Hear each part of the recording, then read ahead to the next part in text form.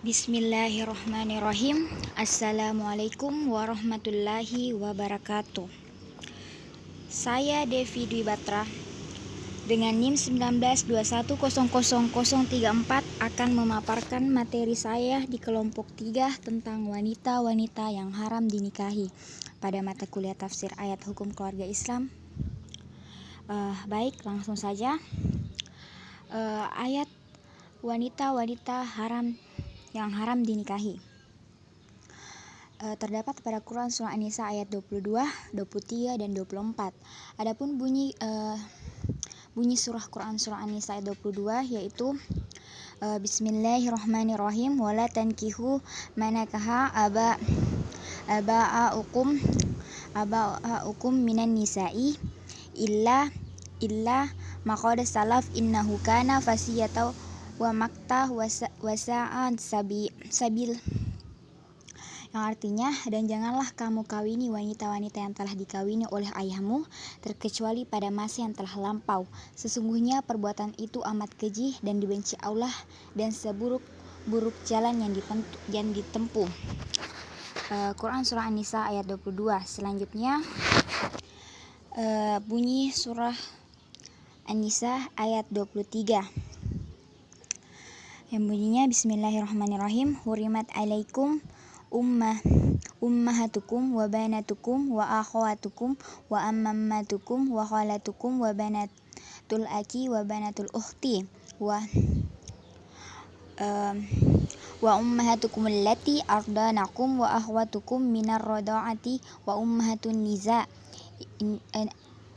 nisaikum wa rabba'ibukum allati fi hujurikum minan nisa'i ikum allati dakhaltum bihinna fa illam takunu dakhaltum bihinna fala junnaha alaikum wa halailu abnaikum allazina min aslabikum wa an tajma'u bainal ukhtaini illa ma qad salaf innallaha kana ghafurur rahim, yang artinya diharamkan atas kamu mengawini ibu-ibumu, anak-anakmu yang perempuan, saudara-saudaramu yang perempuan, saudara-saudara bapakmu yang perempuan, saudara-saudara ibumu yang perempuan, anak-anak perempuan dari saudara-saudaramu yang laki-laki, anak-anak perempuan dari saudara-saudaramu yang perempuan, ibu-ibumu yang menyusui kamu, saudara perempuan sepersusuan, ibu-ibu istrimu atau mertuamu, anak-anak istri yang dalam pemeliharaanmu dari istri yang telah kamu campuri. Tetapi jika kamu belum campur dengan istrimu dan sudah kamu ceraikan, maka tidak berdosa kamu mengawininya. Dan diharamkan bagimu istri-istri anak kandungmu, menantu, dan menghimpunkan dalam perkawinan dua perempuan yang bersaudara kecuali yang telah terjadi pada masa lampau. Sesungguhnya Allah Maha Pengampun lagi Maha Penyayang. Selanjutnya bunyi surah Quran Nisa ayat 25 yang berbunyi wal muhsanatu minan nisa'i illa ma malaka aymanukum kitaballahu alaikum wa uhilla lakum ma wara azalikum an tatabagahu bi amwalikum mushinina goiro musafinin wa mastamtatum bihi minhunna wa atuhunna ujurahunna farido wala junnaha alaikum fima tarodoitun bihi min ba'dil faridah innallaha kana aliman hakim, yang artinya, dan diharamkan juga yang kamu mengawini wanita yang bersuami kecuali budak-budak yang kamu miliki. Allah telah menetapkan hukum itu sebagai ketetapannya atas kamu dan dihalalkan bagi kamu selain yang demikian, yaitu mencari istri-istri dengan hartamu untuk dikawini, bukan untuk berzina. Maka istri-istri yang telah kamu nikmati atau campuri di antara mereka, berikanlah kepada mereka maharnya dengan sempurna sebagai suatu kewajiban, dan tiadalah mengapa bagi kamu terhadap sesuatu yang kamu telah saling merelakannya sesudah menentukan mahar itu. Sesungguhnya Allah Maha mengetahui lagi Maha bijaksana. Arti Quran surah An-Nisa ayat 23. Selanjutnya asbabun nuzul ayat. Dari Ibnu Abi Hatim, Al-Faryabi dan At-Tabrani meriwayatkan dari Adi bin Sabit bahwa Seorang Ansar berkata, Abu Qais adalah salah seorang Ansar yang soleh. Ketika dia meninggal dunia, anaknya melamar bekas istrinya. Wanita itu berkata, saya menganggapmu sebagai anak sendiri, dan di kaummu engkau termasuk orang yang soleh. Lalu wanita itu mendatangi Rasulullah dan memberitahu beliau tentang hal itu. Lalu Rasulullah SAW memerintahkannya untuk kembali ke rumahnya. Kemudian turunlah firman Allah Quran Surah An-Nisa ayat 22 ini. Selanjutnya Ibnu Jamir meriwayatkan bahwa Ibnu Jurayj berkata, pada suatu hari saya bertanya kepada Atta tentang firman Allah Quran Surah An-Nisa ayat 23 ini.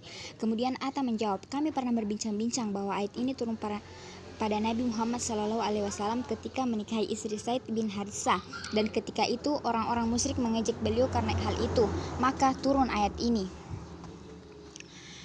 Imam Muslim, Abu Daud dan At-Tirmizi dan An-Nasai meriwayatkan bahwa Abu Sa'id Al-Khudri berkata, kami mendapatkan para tawanan wanita dari Autas yang mempunyai suami, dan kami merasa tidak enak untuk menggauli mereka karena status mereka tersebut. Kami pun bertanya kepada Rasulullah tentang hal itu, lalu turunlah ayat ini. Selanjutnya penjelasan dari kitab tafsir. Yang pertama, tafsir Ibnu Katsir. Tafsir ayat ke-22, yakni Allah mengharamkan istri-istri ayahmu guna menghormati mereka serta menghargai dan menjegani persenggaan yang telah dilakukan ayahmu terhadapnya. Sesungguhnya perbuatan itu perbuatan keji, dimurkai Allah dan seburuk-buruknya jalan. Oleh karena itu, Ummahatul Mukminin diharamkan bagi setiap umat Islam, sebab mereka merupakan istri-istri Nabi Shallallahu Alaihi Wasallam dan beliau itu seperti ayah, dan menjadi kesepakatan para ulama bahwa hak beliau lebih besar daripada hak kaum ayah. Adapun tafsir ayat ke-23, di dalam ayat ini menegaskan bahwa seorang laki-laki diharamkan untuk menikahi wanita-wanita yang disebut muhrim karena pertalian nasab, susuan, dan semendaan. Di antara macam-macam wanita yang diharamkan yaitu yang pertama sebab pertalian nasab yang terdiri dari ibu kandung, anak perempuan, saudari perempuan bapak atau tante dari bapak, saudari perempuan ibu atau tante dari ibu, keponakan dari saudara laki-laki, keponakan dari saudara perempuan. Yang kedua sebab susuan yang terdiri dari ibu susuan dan saudara susuan. Yang ketiga sebab semendaan. Hubungan semendaan adalah hubungan hukum yang timbul karena adanya hubungan perkawinan, di antaranya yaitu ibu mertua, anak tiri yang ibu telah digauli, dan menantu. Selanjutnya tafsir ayat ke-24. Maksud ayat ini adalah diharamkan untuk menikahi wanita-wanita yang statusnya masih memiliki hubungan sah sama suaminya, atau dilarang menikahi istri orang lain kecuali budak-budak yang dimiliki melalui penawanan, maka yang demikian itu halal untuk menggaulinya. Ayat ini turun berkenaan dengan ketika orang-orang muslim mendapatkan tawanan perang wanita, dan ketika itu orang-orang muslim enggan untuk menggaulinya karena mereka masih mempunyai suami. Kemudian para sahabat bertanya kepada Rasulullah dan turunlah ayat ini. Jadi ayat ini menegaskan bahwa para laki-laki diharamkan untuk mengawini wanita-wanita merdeka yang masih mempunyai ikatan sah sama suaminya, yang lebih tepatnya dilarang menjadi perebut istri. 2. Tafsir ayat ahkam. Wanita yang haram dinikahi untuk selamanya atau tahrim muabat, perempuan-perempuan yang haram dikawini untuk selamanya itu ada 4 macam. Yang pertama haram karena nasab, haram karena sesusuan, haram karena semenda, dan haram karena semenda atau perkawinan.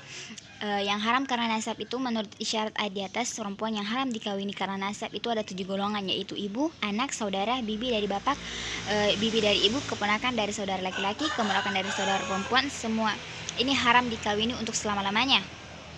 Termasuk ibu ialah nenek terus ke atas, termasuk anak ialah cucu sampai ke bawah, termasuk saudara ialah sekandung, sebapak, dan seibu, termasuk bibi ialah sampai ke atas, baik dari ayah ataupun dari pihak ibu. Selanjutnya yang haram karena susuan. Yang haram karena susuan ini pun ada 7 orang seperti yang berlaku pada haram karena nasab. Yang keempat yang haram karena semenda atau perkawinan. Yang haram karena semenda ini oleh ayat di atas disebutkan ada 4, yaitu istrinya bapak, istrinya anak atau menantu, ibunya istri atau mertua, anak perempuannya istri, dan anak perempuannya istri. Yang kelima yang haram dikawini untuk sementara atau waktu atau tahrim muwakot yang terdiri dari memadu antara 2 saudara, yaitu sebagaimana difirmankan Allah yang berbunyi, dan haram atas kamu memadu antara 2 saudara dengan bibinya, baik dari bapak ataupun dari ibu. Yang kedua kawin dengan istri orang lain atau perempuan yang masih dalam iddah dalam talak rajai sebagai melindungi hak suami. Yang terakhir, kandungan hukum ayat. Quran Surah An-Nisa ayat 22. Pada ayat 22 disebutkan larangan untuk menikahi mantan istri ayah, dan ketentuan tersebut menghapus peristiwa yang terjadi pada masa lampau di mana orang Arab jahiliyah boleh menikahi mantan istri ayahnya setelah ia meninggal dunia karena dianggap sebagai harta warisan. Adapun Quran Surah An-Nisa 23, dalam Surah An-Nisa ayat 23 ini Allah menjelaskan secara terperinci mengenai wanita yang haram dinikahi dan dapat dikelompokkan ke dalam 3 golongan. Baik, itulah tadi yang sempat saya paparkan. Mohon maaf apabila ada kesalahan-kesalahan kata. Sekali lagi mohon maaf, lebih dan kurangnya mohon dimaafkan. Wassalamualaikum warahmatullahi wabarakatuh. Terima kasih.